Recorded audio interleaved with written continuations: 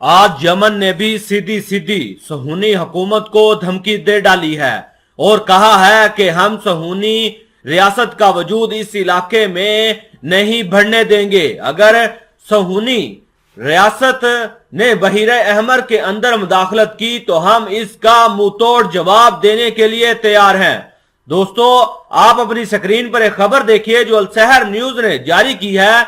सहूनी रियासत को बहीरे अहमर में मुदाखलत की इजाजत नहीं देंगे। यमनी वजीर दफा मोहम्मद नासर अल-तफी ने कहा है कि सहूनी रियासत को बहीरे अहमर में मुदाखलत की इजाजत नहीं देंगे।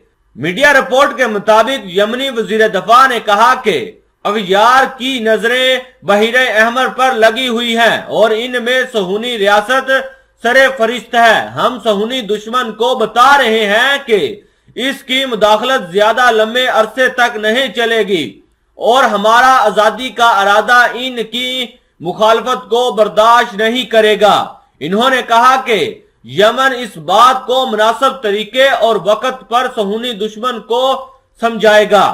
अल-तफी ने कहा कि हम दुरुस्त राह पर लौट आए हैं जो हमारी इज्जत और इस्तिकलाल की हिफाजत की राह है और हमारी कौम इरादा हर तरह की वाबस्तगी से आजाद हो गया है जो माजी की रियासत और फैसलों का नतीजा था। याद रहे कि इससे पहले साउथ वेस्ट नामी मिलिट्री अमवार की वेबसाइट ने इस बात का इंकशाफ किया था कि सहूनी रियासत सक्तरा जजीरे में अपना फौजी और जासूसी का अड्डा कायम करने का इरादा रखती है।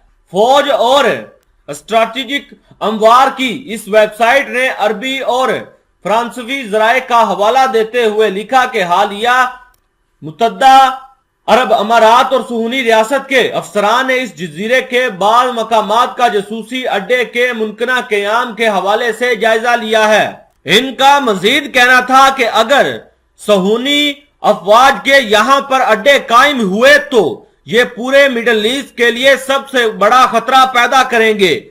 अगर इजराइल वालों को यहाँ पर खुफिया अड्डे बनाने दिए गए तो यहाँ पर जाहिर है कि इजराइल वाले अपने कदम मजबूत कर लेंगे और फिर वो किसी भी अरब मुमालिक के खिलाफ कोई भी कार्रवाई कर सकते हैं। यही वजह है कि यमनी वजीर दफा मोहम्मद नासरी अल-तफी ने कहा है कि सहूनी रियासत को बहीरे अहमर में हम किसी भी सूरत में कोई भी मुदाखलत नहीं करने देंगे। अगर सहूनी हुकूमत ने किसी भी तरह की यहाँ पर मुदाखलत करने की कोशिश की तो हम इनके परखच्चे क्या इनके ऊपर ऐसे हमले करेंगे कि यहाँ से ये भागने पर मजबूर हो जाएंगे।